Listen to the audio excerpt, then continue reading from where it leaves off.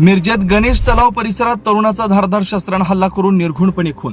मिरज येथील गणेश तलाव जवळ एकावर धारदार शस्त्राने तरुणाचा निर्घृणपणे खून करण्यात आला। निखिल कलगुटकी राहणार मिरज असं मयत तरुणाचं नाव आहे। टोळी युद्धातून हा खुनी हल्ला झाल्याचा संशय व्यक्त केला जातोय। याबाबत माहिती अशी की राजकीय वादातून आणि जुन्या वादातून त्यांच्यावर हल्ला झाल्याचा संशय व्यक्त केला जातोय। मयत निखिल कलगुटकी याला काही जणांनी शनिवारी रात्री गणेश तलाव इथं बोलावून घेतलं। त्यानंतर त्याच्यावर धारदार हत्याराने हल्ला केला। डोक्यात वर्मी घाव बसल्यानं निखिल हा रक्ताच्या थरोळ्यात खाली कोसळला। यानंतर हल्लेखोरांनी घटनास्थळावरून पलायन केलं। याबाबत माहिती मिळताच निखिल कलगुटकी यांच्या मित्रांनी व नातेवाईकांनी घटनास्थळी धाव घेतली। त्यानंतर त्याला उपचारासाठी मिरज शासकीय रुग्णालयात दाखल करण्यात आलं, परंतु रक्तस्राव झाल्यामुळे निखिल यांची प्रकृती चिंताजनक बनल्यानं उपचार सुरू असताना त्याचा दुर्दैवी मृत्यू झाला।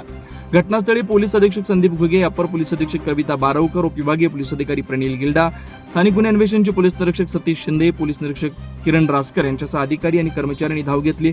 मिरज शहर पोलीस आणि स्थानिक गुन्हे अन्वेषणच्या पोलिसांनी हल्लेखोरांच्या शोधासाठी पथक रवाना केले।